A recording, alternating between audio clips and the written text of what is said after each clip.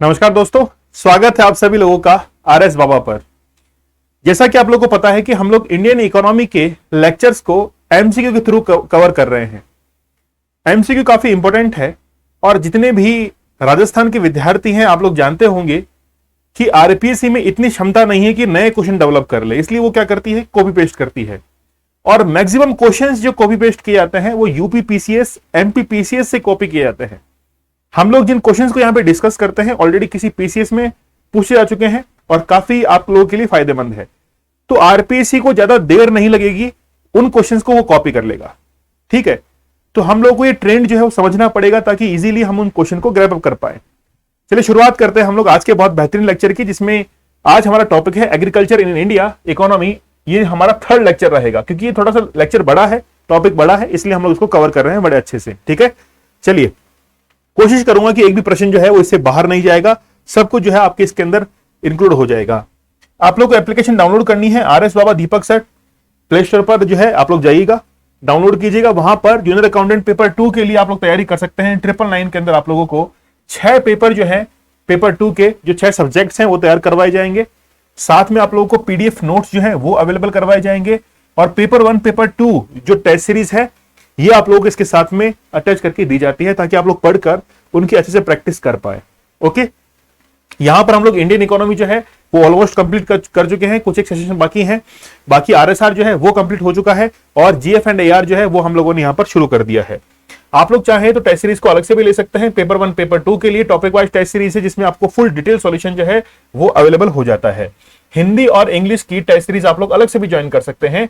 ठीक है, advance level पर आप इन सब्जेक्ट को तैयार कर लीजिए प्रैक्टिस पेपर्स के माध्यम से। खास बात है कि ऑलमोस्ट हम लोग क्वेश्चंस का सॉल्यूशन आप लोग को देते हैं कि ताकि आप लोग उसका आंसर देख सको। राजस्थान ऐसा है कि जितने भी विद्यार्थी हैं टॉपिक वाइज टेस्ट सीरीज जो है आप लोग ज्वाइन कर सकते हैं। हिंदी और पेपर 1 दोनों के लिए अलग अलग टेस्ट सीरीज है, फुल डिटेल सॉल्यूशन है। आप लोग मुझे टेलीग्राम दीपक सर ऑफिशियल पर ज्वाइन कर सकते हैं। यहां पर आपको पीडीएफ नोट्स अवेलेबल होंगे, मैंने ऑलरेडी पिन कर रखा है वहां पर। जैसे हम लोग बात करें आरएसआर की, तो आरएसआर के नोट्स, कंप्लीट नोट्स जो है वो आपको इस टेलीग्राम चैनल पर मिल जाएंगे, पिन मैंने ऊपर कर रखा है।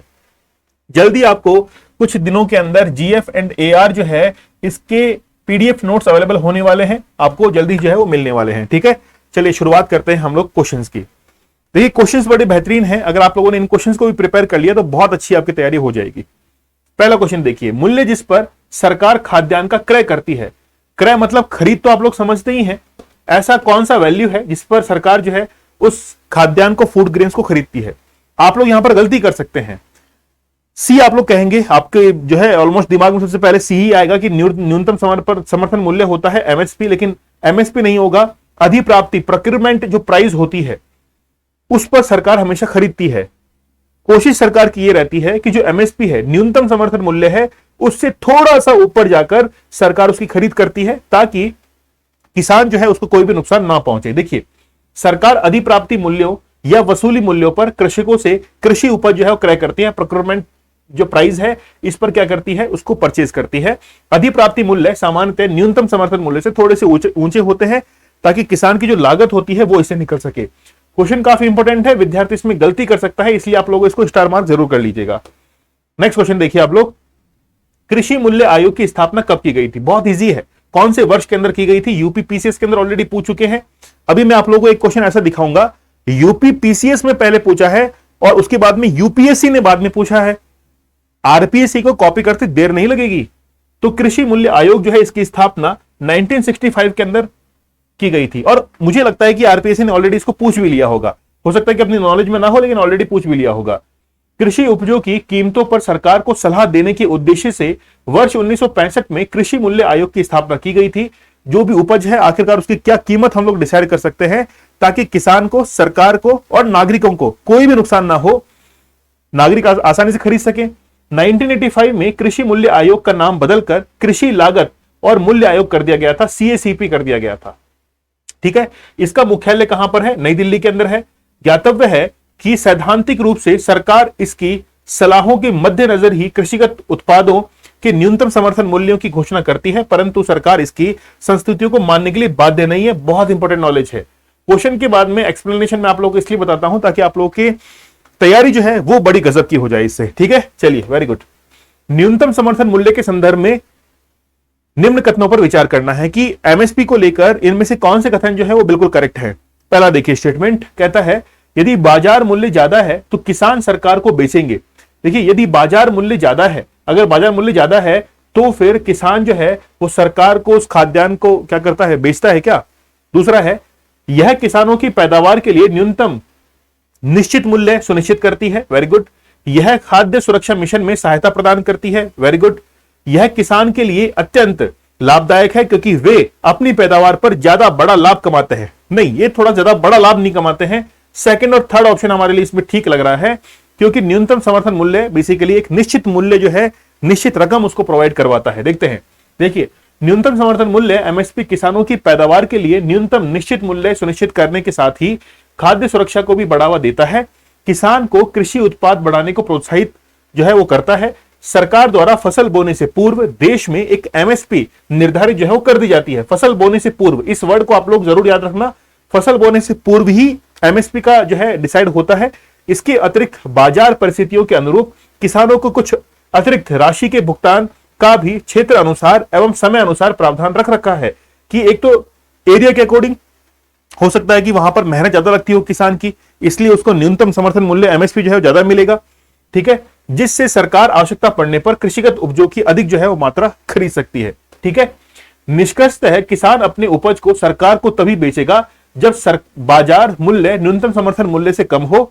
अतः एमएसपी का उद्देश्य किसानों को पैदावार का न्यूनतम समर्थन मूल्य जो है, न्यूनतम मूल्य वो उपलब्ध करवाना है, न कि लाभ को अत्यधिक कराना है। मतलब उसकी कॉस्टिंग निकल जानी चाहिए, उसने मेहनत कर रखी वो निकल जानी चाहिए, उसको प्रॉफिट देने का नहीं है। अगर उसको प्रॉफिट दे दिया जाएगा तो हमेशा सरकार को बेचेगा।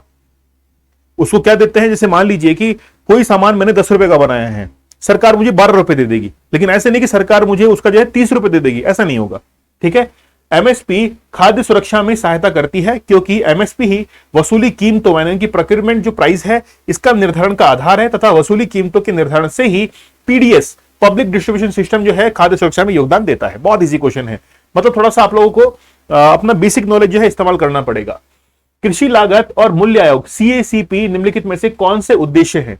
कृषि मूल्यों का स्थिरीकरण, कृषकों के लिए सार्थक वास्तविक आय स्तरों का जो है सुनिश्चित करना, लोक वितरण पद्धति यानी कि पीडीएस के माध्यम से उपभोक्ताओं को आवश्यक कृषि पण्य यानी कि जो खरीदारी होती है, ठीक है, उचित व्यापार की बात की जा रही है, यहां पर उचित दरों पर उपलब्ध करवाकर उन्हें उनके हितों की रक्षा करना, कृषकों के लिए अधिकतम मूल्य का जो है वो निश्चित करना।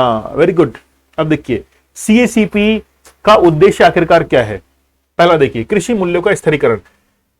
क्या कृषि मूल्यों का स्थिरीकरण होता है क्या? कृषि मूल्य का स्थिरीकरण होता है क्या? हाँ, ये तो बात है कि स्टेबलाइजेशन जो है वो तो होता है। ठीक है, कृषकों के लिए सार्थक वास्तविक आय स्तरों का निश्चय करना। ठीक है, लोक वितरण पद्धति के माध्यम से उपभोक्ताओं को आवश्यक कृषि पण्य उचित दरों पर उपलब्ध करवाना। ठीक है, ठीक है। 1 2 3 जो है इसकी तरफ हम लोग जा सकते हैं। 1 2 3 जो है इसकी तरफ हम लोग जा सकते हैं। बहुत इजी क्वेश्चन है ये वाला। 1 2 3 की तरफ हम लोग जा सकते हैं। आगे देखिए, कृषि लागत एवं मूल्य आयोग निम्न कीमतों जो है घोषणा का सुझाव देता है। न्यूनतम समर्थन मूल्य कीमतें, सबसे पहले एमएसपी जो है उसका वो एडवाइस करता है। एमएसपी वे कीमतें हैं जिन पर सरकार कृषि उत्पादों को खरीदने को तैयार हो जाती है, खरीदने को तैयार हो जाती है, वो कीमत होती है। एमएसपी यह सुनिश्चित करता है कि कृषि उत्पादों की कीमत न्यूनतम समर्थन मूल्य से नीचे नहीं जाएगी, है ना। एमएसपी क्या डिसाइड करती है कि कृषि उत्पादों की कीमत न्यूनतम समर्थन मूल्य से नीचे नहीं जाएगी, मतलब सरकार जो है उससे ऊपर आपकी खरीद कर लेगी। एमएसपी कृषकों को सुरक्षा उपलब्ध कराता है और यह कृषि मूल्यों का स्थिरीकरण सुनिश्चित करता है। फिर दूसरा क्या है? वसूली कीमतें, प्रोक्योरमेंट जो प्राइस है। वसूली कीमतें वह कीमतें हैं जिस पर सरकार कृषकों से कृषि उपज का क्रय करती है। पहला क्वेश्चन जो हमने देखा था वो इसी के ऊपर बेस्ड था। वसूली कीमतें सामान्यतः एमएसपी से ऊंची होती हैं। फिर है जारी कीमतें। इस कीमत पर सार्वजनिक वितरण प्रणाली के माध्यम से food corporation of India FCI खाद्यान्नों की बिक्री करता है। एमएसपी जहां कृषकों के हित की रक्षा करता है, वहीं जारी कीमतें उपभोक्ताओं के हितों की रक्षा संरक्षण जो है वो करती है। ठीक है ना। तो खाद्यान्न की बिक्री जो है वो बेसिकली क्या होता है, उसका संरक्षण मिल जाता है। आगे देखिए क्वेश्चन नंबर 5 देखिए, वर्ष 1997-98 के बाद से न्यूनतम समर्थन मूल्य के संदर्भ में कौन सा कथन सत्य है? देखिए ये टॉपिक जो है वो बहुत इंपॉर्टेंट है। मुझे लगता है कि आज के सेशन से ही आपको एक क्वेश्चन एग्जाम में जरूर देखने को मिलेगा। क्वेश्चन बड़े सटीक लिए गए हैं और क्वेश्चन में देखिए आप लोग, ये आरएस 2016 के अंदर ऑलरेडी आ चुका है। देखिए, न्यूनतम समर्थन मूल्य इज ग्रेटर देन C2 लागतें। ये C2 लागतें क्या है? मान लीजिए कि किसान ने अपने खेत में फसल बोई है, मेहनत की है, जबरदस्त मेहनत की है, जी तोड़ मेहनत की है, उससे ज्यादा ही रखना पड़ेगा न्यूनतम समर्थन मूल्य को। सीधी सीधी बात है, ए ऑप्शन ही हमारे पास करेक्ट हो जाएगा। भाई न्यूनतम समर्थन मूल्य क्या होता है? ये बेसिकली क्या है? C2 हम लोग कहते हैं कि जो किसान की लागत आई है उस फसल को बोने के अंदर, खाद बीज का इस्तेमाल हुआ है, उसने मेहनत की है, मजदूरी की है ना?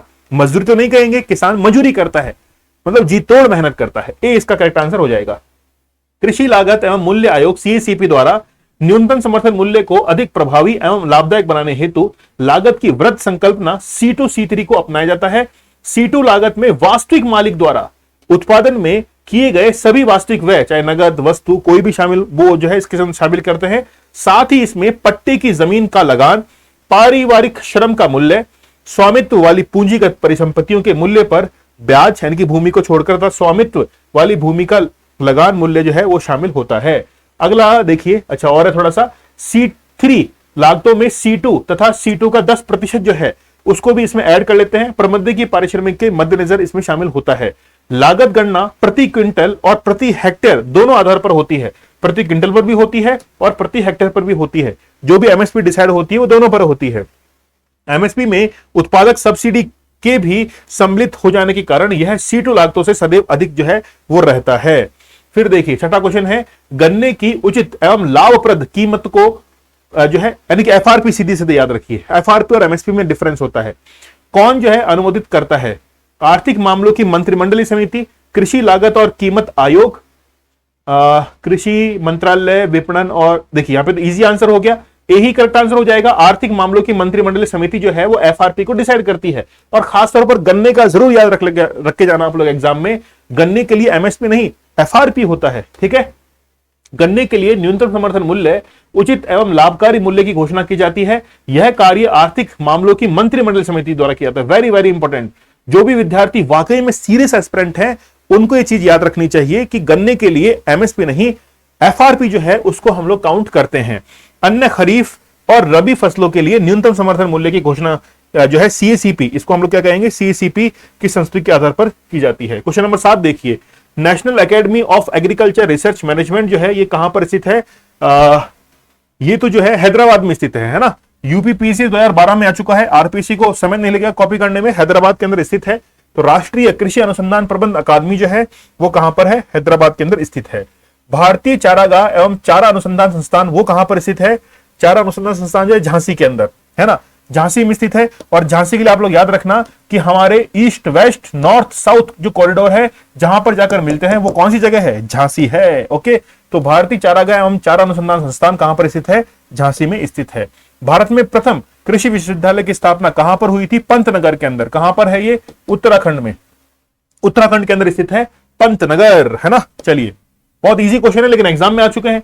हमको तो पढ़ना है भाई, हमको पढ़ना है। और RPC क्या है, उसको क्वेश्चन बनाने नहीं आता है, ये समझ लीजिए आप लोग। वो कॉपी पेस्ट करेगा प्रीवियस ईयर के question paper, UPPCS MPPCS question को सॉल्व कर लीजिए, पेपर बाहर नहीं जाने वाला है। पर मैं करवा रहा हूं यहां पे, चिंता मत करिए। 1960 में स्थापित GB पंत कृषि एवं प्रौद्योगिकी विश्वविद्यालय भारत का प्रथम कृषि विश्वविद्यालय है जो पंतनगर उत्तराखंड के अंदर स्थित है, ठीक है। अगला क्वेश्चन देखिए, भारत में कृषि उत्पादों के बाजार को किसके अधीन विनियमित किया जाता है? यहां पर देखिए आप लोग, UPPCS में 2011 के अंदर आया और IS में 2015 में कॉपी कर लिया। तो RPSC क्यों ना कॉपी करे ये बताओ अब आप, है ना। चलिए, ओके, आवश्यक वस्तु अधिनियम 1955, राज्य द्वारा अधिनियमित कृषि उत्पाद विपणन समिति अधिनियम, कृषि उत्पाद श्रेणीकरण चिन्हांक 1937, खाद्य उत्पाद आदेश 1956 एवं मांस नहीं। यहां पर क्या आंसर हो जाएगा? आवश्यक वस्तु ये वाला हो जाएगा कि राज्य द्वारा अधिनियमित कृषि उत्पाद विपणन समिति द्वारा अधिनियम के इसको क्या करते हैं? अधिनियमित किया जाता है। तो भारत के अधिकतर भागों में कृषि उत्पादों के बाजार को राज्य द्वारा अधिनियमित कृषि उत्पाद विपणन समिति अधिनियमित के अधीन विकसित एवं संचालित किया जाता है। चलिए, ओके, अच्छा 11वां क्वेश्चन और है आज। देखिए, किसान क्रेडिट कार्ड योजना के संबंध में निम्नलिखित कथनों पर विचार करना है। किसान क्रेडिट कार्ड योजना वर्ष 2001 में शुरू की गई थी। यह योजना किसानों को उनकी खेती की आवश्यकताओं के लिए पर्याप्त और समय अनुकूल साख समर्थन प्रदान करती है। 1 और 2 सही है। ऐसे क्वेश्चन जो है एग्जाम में आते हैं। ऐसे क्वेश्चन जो हैं वो एग्जाम में आते हैं, आप लोग तैयार रहना इनके लिए, ठीक है। अब देखिए क्या कहना चाह रहा है ये, ठीक है, कोई प्रॉब्लम तो नहीं है। किसान क्रेडिट कार्ड योजना वर्ष 2001 के अंदर शुरू की गई थी। देखिए फैक्ट के अंदर थोड़ा सा गड़बड़ी मुझे लग रही है ना। 2001 का मेरे हिसाब से 2001 का नहीं होना चाहिए। किसान क्रेडिट कार्ड जो है वो तो शायद 1988 या 89 का है, आई थिंक 89 का है ना, जिस समय सचिन तेंदुलकर ने क्रिकेट की दुनिया में कदम रखा था। मैंने तो ऐसे याद कर रखा है इसको, लगभग उसी समय का है, ठीक है। तो हमारा बी आंसर हो जाएगा, केवल 2 इसके अंदर सही है। देखिए किसान क्रेडिट कार्ड योजना का प्रारंभ वर्ष देखिए ये रहा 1998, ओके 1998 98, ओके थोड़ा सा मुझे भी गलत याद रह गया, मुझे भी काफी टाइम हो गया इसको वर्ष को देखे हुए। तो क्या था इसका 1998 है, 1998 है, ओके मुझे 89 याद रहा, कोई बात नहीं, ठीक है। तो 1998 में किया गया था। इस योजना का उद्देश्य बैंकिंग व्यवस्था से किसानों को समुचित और यथासमय सरल एवं आसान तरीके से आर्थिक सहायता दिलाना, ताकि खेती एवं जरूरत उपकरणों को वो खरीद कर सके, उनके वित्तीय आवश्यकताओं की पूर्ति हो सके। चलिए ओके, आज 12 क्वेश्चन और है। प्रधानमंत्री जी द्वारा प्रस्तावित द्वितीय हरित क्रांति में सम्मिलित नहीं है, यानी कि कौन सा जो है वो इसके अंदर सम्मिलित नहीं है, वो आप लोग को इसके अंदर बताना है। देखिए भारतीय कृषकों को सार्वभौमिक ग्लोबल व्यापार में सहभागिता, ये तो होगी। फसल पश्चात खाद्यान्न में क्षति को कम से कम करना, ये भी होगा। फसलों के भंडारण की सुधार करना, ये भी ठीक है, ऐसे ही गोदाम वगैरह। कृषि में विदेशी मुद्रा को सीधा निवेश को प्रोत्साहन करना, ये देखिए इसको कभी भी हम लोग इंक्लूड नहीं करेंगे, है ना। हम लोग एफडीआई वगैरह जो है ना, वो कभी भी हम लोग जो है वो हरित क्रांति के लिए नहीं कहेंगे, क्योंकि हरित क्रांति जो है हमारे देश के लिए है, ठीक है। डी इसका करेक्ट आंसर हो जाएगा, ये नहीं होगा इसके अंदर। तो द्वितीय हरित क्रांति शब्द सबसे पहले 18 जुलाई 2005 को भारत अमेरिका संयुक्त वक्तव्य के दौरान सुनाई पड़ा था। इस वक्तव्य में प्रधानमंत्री जी ने आशा व्यक्त की थी कि कृषि के क्षेत्र में ज्ञान पहले देश में, और दूसरी हरित क्रांति जो है वो अग्रदूत बनेगी। तो ज्ञान पहला है ना, फिर वो बनेगी। इस ज्ञान पहल के द्वारा जैव प्रौद्योगिकी के क्षेत्र सहित कृषि, शिक्षा, अनुसंधान, क्षमता निर्माण में मदद करने के लिए दोनों देशों के विश्वविद्यालय और तकनीकी संस्थाओं तथा व्यवसायों को जोड़ने पर बल दिया गया था। अतः स्पष्ट है कि कृषि में विदेशी मुद्रा के सीधे निवेश के बजाय ज्ञान पहल पर जोर दिया गया था। चलिए एप्लीकेशन आप लोग को डाउनलोड करनी है, और आप लोगों के लिए जूनियर अकाउंटेंट का पेपर 2 जो है 999 के अंदर 6 सब्जेक्ट्स आप लोग तैयार कर सकते हैं। वीडियो कोर्स आप लोगों के लिए है। पीडीएफ नोट जो है वो कल, यानी कि आपको जीएफ एंड एआर के और इंडियन इकोनॉमिक्स के नोट्स यहां पर अपलोड होने वाले हैं। पेपर 1 पेपर 2 की टेस्ट सीरीज आप लोग को यहां पर दी जाएगी, जिसकी मदद से आप लोग बेहतरीन तैयारी कर सकते हैं। जूनियर अकाउंटेंट पेपर 1 पेपर 2 को आप लोग अलग से भी ले सकते हैं। केवल 199 के अंदर आप लोग के लिए पेपर अवेलेबल है। फुल डिटेल सॉल्यूशन आप लोग को मिल जाता है। हिंदी और इंग्लिश के अंदर आप लोग तैयार कर सकते हैं। हिंदी इंग्लिश सब्जेक्ट को टॉपिक वाइज पेपर्स आप लोग के लिए अवेलेबल है। एसआई की टेस्ट सीरीज जो है वो भी आप लोग ज्वाइन कर सकते हैं। फुल डिटेल सॉल्यूशन आप लोग को मिलता है। दीपक सर ऑफिशियल टेलीग्राम चैनल है। आरएसआर के नोट जो है वो मैंने यहां पर पिन कर रखे हैं, डाउनलोड करके आप लोग जो है इसका प्रिंट आउट निकाल लीजिएगा। जो भी विद्यार्थी चैनल के ऊपर नए हैं, एक बार आप लोग जरूर सब्सक्राइब कर दीजिएगा। अगर वाकई में सेशन पसंद आ रहा है, आप लोगों को लगता है कि सर सेशन को कंटिन्यू करना, मतलब समझ में आ रहा है हम लोगों को, ठीक है, ओके, तो बताइएगा मुझे कमेंट सेक्शन में। आपका एक बेहतरीन कमेंट जो है वो हौसला अफजाई कर देता है। चलिए मिलते हैं हम लोग नेक्स्ट सेशन में, तब तक धन्यवाद, थैंक यू, जय हिंद।